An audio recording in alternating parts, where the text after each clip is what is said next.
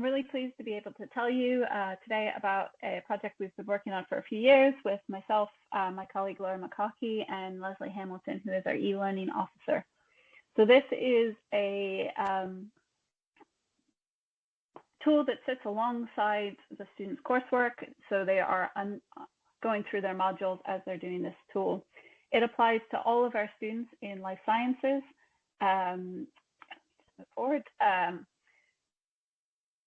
So that covers a range of degrees, everything from anatomy to molecular biosciences to zoology and marine and freshwater biology.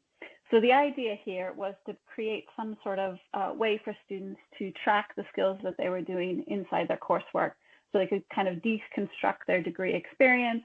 And one of the key aims was to design it in a way that it was accessible both to students and staff. So what we did was we created a VLE-based tool that's embedded into all of their courses. We really started at level 2 and 3, years 2 and 3 out of a 4-year degree here in Scotland. And we also really wanted to target that language and terminology that students use in the workplace. So there was a lot of work to co-create this with student interns to make sure the language that was kept in this tool was about what the terms they would encounter post-university. We demonstrated competency by having staff observation of skills and evaluation and reiterated feedback, so students could repeat the work as much as they needed to during delivery. From running this, so we've been running this for probably about the last 2 and a bit years, there's been a clear increase in confidence of skills attainment. And here I'll show you a few examples of what it looks like. So we divided it into 4 areas, one being knowledge, and this aligns nicely in the biosciences with the 4 elements of DNA. Knowledge, which I'm not going to talk about much here, practical skills development, transferable skills development with a big focus as employers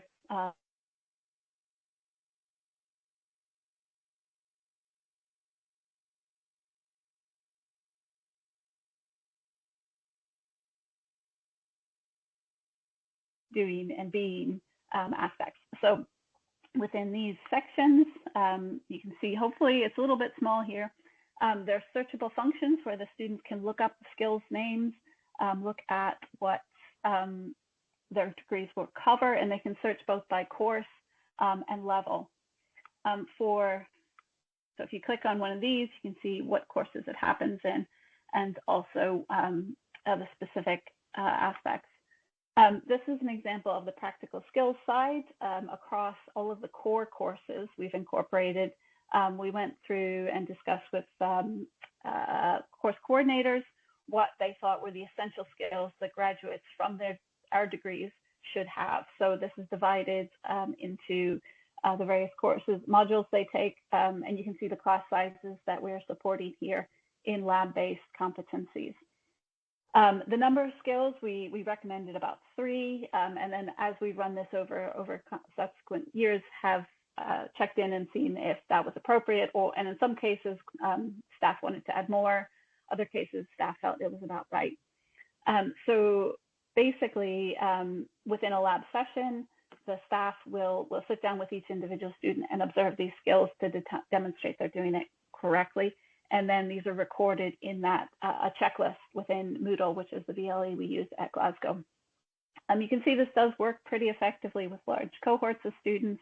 And also the next step that we've actually found really, really helpful and important, we also have a reflective diary embedded in it, so that the students not only can do these skills, can search for the skills, but then they can have the reflection combined in the same place. So this is an example of we've used the HP5 tool to create a stepwise set of prompts that the students can fill out, and these prompts then get pulled together in what we call the digital diary, which was actually a student partners recommended that name.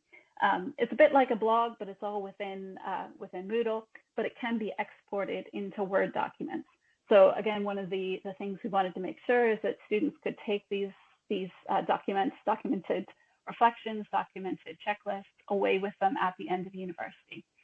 And these, we also have one of these structured worksheets aligned with the STAR framework, so that students can use these experiences during their degree and try to align them very much with post-university experiences. So it's been very, very helpful in increasing student confidence. And also, as I said earlier in one of the sessions, the students actually are very motivated to attend sessions. It's become kind of a thing to get your skills checked. And we acknowledge that using a formative approach. And so if they complete 80% of their skills in years 2 and 3, they then get a record on their year transcript. And we felt this was quite important to lower the stakes a bit, to encourage engagement and encourage development, rather than having a high stakes OSCE-based observation, which could increase stress and anxiety. So we are hoping this would be quite a supportive approach. So just a quick thank you. So this was developed with a few student partners over the years, and it was also developed with a lot of assistance from course coordinators across their degrees. So thank you very much, and we appreciate sharing it with you. Thank you very much. It's really interesting, and obviously I really liked the from a nerdy perspective, the genetic sequencing, the CGAT. Was really interesting. But yeah, thank you very much for again, really interesting looking at how students recognise their development, which I think is really becoming a clear theme through.